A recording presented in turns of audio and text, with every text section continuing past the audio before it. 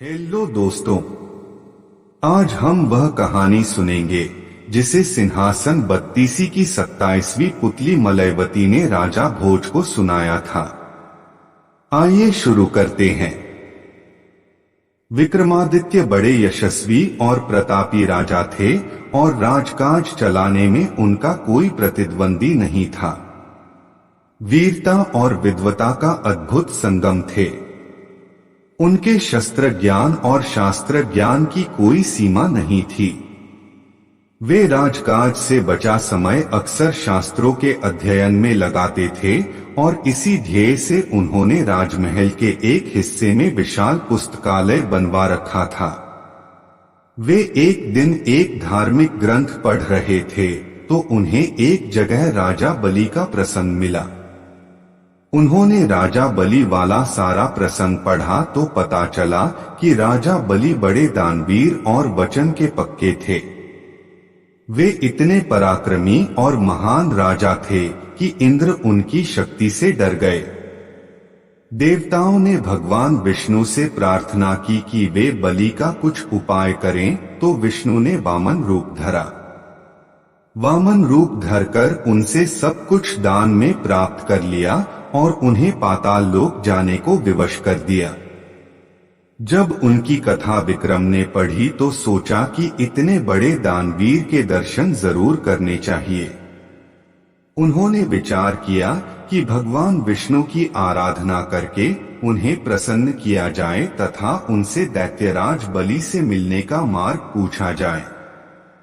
ऐसा विचार मन में आते ही उन्होंने राजपाट और मोहमाया से अपने आप को अलग कर लिया तथा महामंत्री को राजभार सौंपकर जंगल की ओर प्रस्थान कर गए। जंगल में उन्होंने घोर तपस्या शुरू की और भगवान विष्णु की स्तुति करने लगे। उनकी तपस्या बहुत लंबी थी। शुरू में वे केवल एक समय का भोजन करते थे। कुछ दिनों बाद उन्होंने वह भी त्याग दिया तथा फल और कंदमूल आदि खाकर रहने लगे। कुछ दिनों बाद सब कुछ त्याग दिया और केवल पानी पीकर तपस्या करते रहे। इतनी कठोर तपस्या से वे बहुत कमजोर हो गए और साधारण रूप से उठने बैठने में भी उन्हें काफी मुश्किल होने लगी। धीरे धीरे उनके तपस्या स्थल के पास और भी बहुत सारे तपस्वी आ गए। कोई एक पैर पर खड़ा होकर तपस्या करने लगा तो कोई एक हाथ उठाकर, कोई कांटों पर लेटकर तपस्या में लीन हो गया तो कोई गर्दन तक बालू में धंसकर। चारों ओर सिर्फ ईश्वर के नाम की चर्चा होने लगी और पवित्र वातावरण तैयार हो गया। विक्रम ने कुछ समय बाद जल भी लेना छोड़ दिया और बिल्कुल निराहार तपस्या करने लगे। अब उनका शरीर और भी कमजोर हो गया और सिर्फ हड्डियों का ढांचा नजर आने लगा। कोई देखता तो दया आ जाती, मगर राजा विक्रमादित्य को कोई चिंता नहीं थी। विष्णु की आराधना करते करते यदि उनके प्राण निकल जाते तो सीधे स्वर्ग जाते और यदि विष्णु के दर्शन हो जाते तो दैत्यराज बलि से मिलने का मार्ग प्रशस्त होता। वे पूरी लगन से अपने अभीष्ट की प्राप्ति के लिए तपस्यारत रहे। जीवन और शरीर का उन्हें कोई मोह नहीं रहा। राजा विक्रमादित्य का हुलिया ऐसा हो गया था कि कोई भी देखकर नहीं कह सकता था कि वे महाप्रतापी और सर्वश्रेष्ठ हैं। राजा के समीप ही तपस्या करने वाले एक योगी ने उनसे पूछा कि वे इतनी घोर तपस्या क्यों कर रहे हैं। विक्रम का जवाब था, इस लोक से मुक्ति और परलोक सुधार के लिए। तपस्वी ने उन्हें कहा कि तपस्या राजाओं का काम नहीं है। राजा को राजकाज के लिए ईश्वर द्वारा जन्म दिया जाता है और यही उसका कर्म है। अगर वह राजकाज से मुंह मोड़ता है तो अपने कर्म से मुंह मोड़ता है। राजा ने अपनी तपस्या जारी रखी। अत्यधिक निर्बलता के कारण एक दिन राजा बेहोश हो गए और काफी देर के बाद होश में आए। वह तपस्वी एक बार फिर उनके पास आया और उनसे तपस्या छोड़ देने को बोला। उसने कहा कि चूंकि राजा गृहस्थ हैं, इसलिए तपस्वियों की भांति उन्हें तप नहीं करना चाहिए। गृहस्थ को एक सीमा के भीतर ही रहकर तपस्या करनी चाहिए। जब उसने राजा को बार बार गृहस्थ धर्म की याद दिलाई और गृहस्थ कर्म के लिए प्रेरित किया, तो राजा ने कहा कि वे मन की शांति के लिए तपस्या कर रहे हैं। तपस्वी कुछ नहीं बोला और वे फिर तपस्या करने लगे। कमजोरी तो थी ही, एक बार फिर वे अचेत हो गए। जब कई घंटों बाद वे होश में आए तो उन्होंने पाया कि उनका सर भगवान विष्णु की गोद में है। उन्हें भगवान विष्णु को देखकर पता चल गया कि तपस्या से रोकने वाला तपस्वी और कोई नहीं, स्वयं भगवान विष्णु थे। विक्रम ने उठकर उन्हें साष्टांग प्रणाम किया तो भगवान ने पूछा, वे क्यों इतना कठोर तप कर रहे हैं? विक्रम ने कहा कि उन्हें राजा बलि से भेंट का रास्ता पता करना है।